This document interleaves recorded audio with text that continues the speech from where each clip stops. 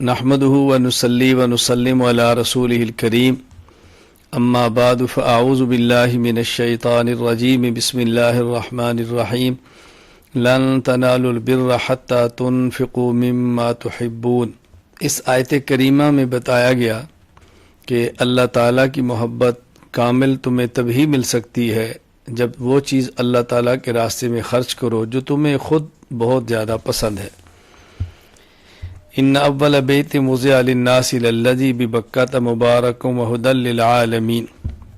بیت اللہ کی خصوصیات اور فضیلت کو بیان کیا کہ زمین پر سب سے پہلا مکان عبادت گاہ کے طور پر یہ کعبہ ہی بنایا گیا ہے۔ اس میں اہم نشانیاں ہیں۔ اس میں ایک مقام ابراہیم ہے۔ مقام ابراہیم سے مراد وہ پتھر ہے جس پر ابراہیم علیہ السلام کھڑے ہوتے، وہ پتھر اوپر چلا جاتا اور آپ کعبہ کے پتھر کو یوں دیواریں اوپر چنتے جاتے۔ زمزم کا کنواں ہے جو حضرت اسماعیل علیہ السلام کے پاؤں کی وجہ سے نکلا تھا۔ یہاں اور بھی بہت ساری نشانیاں موجود ہیں۔ وَلِلَّهِ عَلَى النَّاسِ حِجُّ الْبَيْتِ مَنِ اسْتَطَاعَ إِلَيْهِ سَبِيلًا۔ جو شخص صاحب استطاعت ہو اس پر بیت اللہ کا حج کرنا فرض ہے۔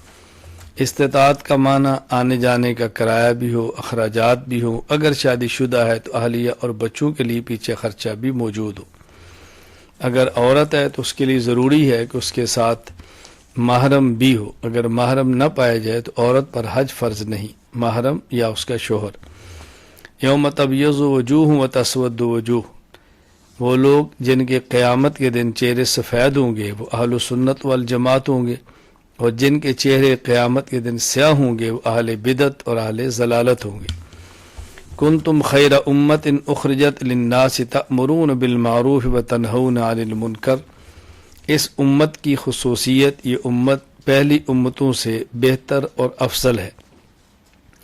ان کا عقیدہ بھی درست ہونا چاہیے۔ امر بالمعروف اور نہی عن المنکر اس امت کی خصوصیت ہے۔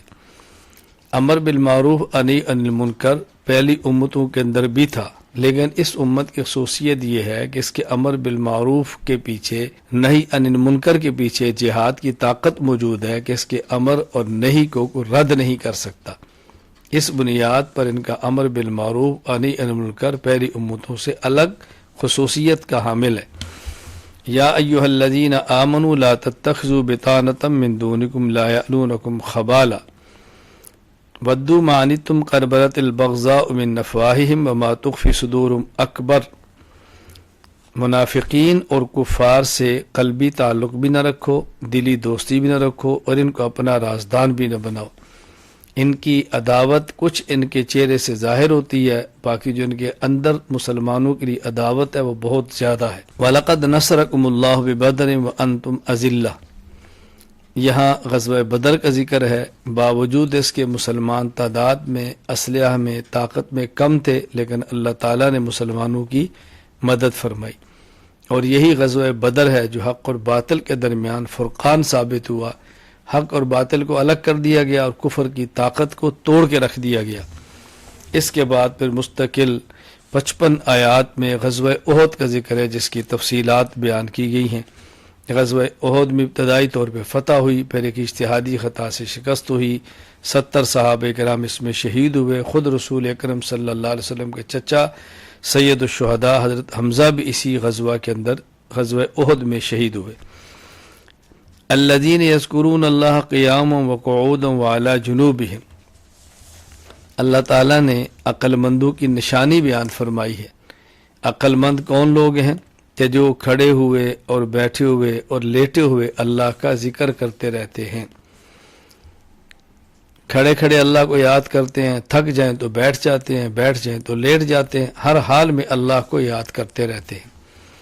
یا ایھا الذین آمنوا اصبروا وصابروا ورابطوا واتقوا اللہ لعلکم تفلحون۔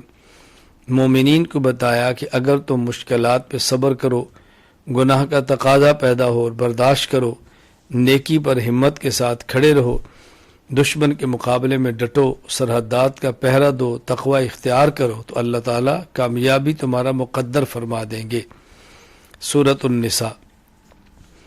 اللہ تعالیٰ نے خواتین یعنی النساء کے نام پر مستقل سورت نازل فرمائی ہے۔ اسلام نے کس قدر خواتین کو عزت اور احترام دی ہے کہ مستقل ایک صورت انہی کے نام سے سورۃ النساء نازل فرمائی گئی۔ وَآتُوا الْيَتَامَى أَمْوَالَهُمْ وَلَا تَتَبَدَّلُوا الْخَبِيثَ بِالطَّيِّبِ، یتیموں کے حقوق ادا کرنے کا بڑی تاکید سے ذکر فرمایا کہ یتیم کا حق اس کو دو، اور ایسا نہ کرو کہ یتیم کا اچھا مال تم لو اور ردی اور گندا مال اس کو دو، یوں نہ کرو۔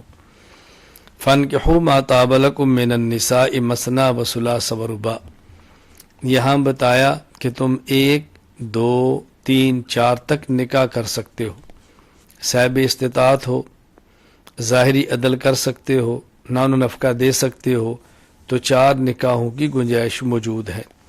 اور اگر کوئی شخص نان و نفقہ نہ دے سکتا ہو، حقوق ادا نہ کر سکتا ہو، تو اس کے لیے 1 سے زائد نکاح نہیں کرنے چاہیے۔ یوصیکم اللہ فی اولادکم للذکر مثل حظ الانثیین، یہاں اس رکوع میں اللہ تعالیٰ نے میراث کا مسئلہ بیان فرمایا اور ایک بنیادی اصول عطا فرما دیا کہ مرد کو عورت سے دوہرا اور دگنا ملے گا۔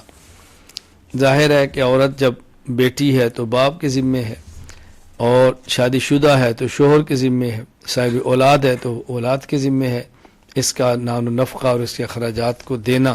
جب شوہر سر پہ نہ ہو اور اولاد ہو تو اولاد دے اپنی ماں کو۔ بہرحال یہاں وراثت کے مسائل کو بیان کیا گیا ہے، جب ضرورت ہو علماء کرام سے پوچھ کر عمل کرنا چاہیے۔ حرمت علیکم امہاتکم و بناتکم و اخواتکم، یہاں اللہ تعالیٰ نے محرمات کو بیان فرمایا کہ کس کس عورت سے نکاح کرنا جائز نہیں۔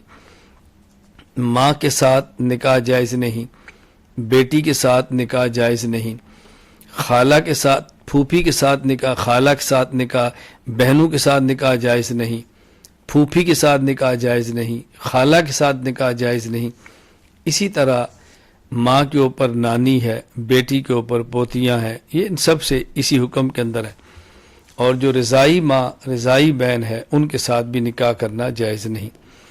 تو جن عورتوں سے نکاح حرام ہوتا ہے اس کے بنیادی اسباب 3 ہیں۔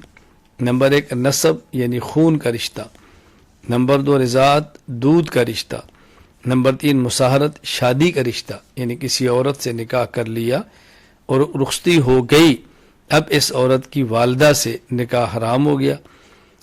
اسی طرح اگر یہ عورت کسی اور شوہر سے اس کے ہاں بچی موجود ہو، نکاح ہو گیا، رخصتی ہوگی، اب اس کی بیٹی کے ساتھ بھی نکاح کرنا حرام ہوگا۔ وآخر دعوانا ان الحمد للہ رب العالمین۔